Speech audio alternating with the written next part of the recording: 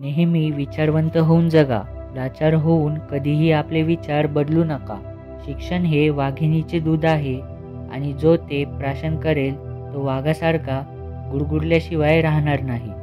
उघडून वाचल्याशिवाय पुस्तक कळत नाही आणि समजून घेतल्याशिवाय माणूस कळत नाही.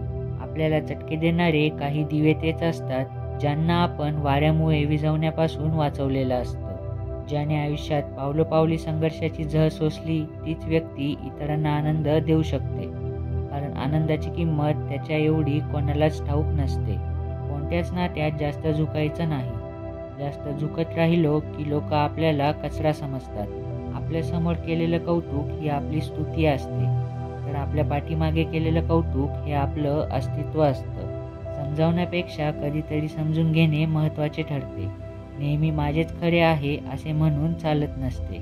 आयुष्यात काही शिकायचं असेल तर वाईट परिस्थितीत संयम ठेवायला शिका. स्वतःचं मन शांत करता आलं की सगळं गोंधळ आपोआप बंद होतात.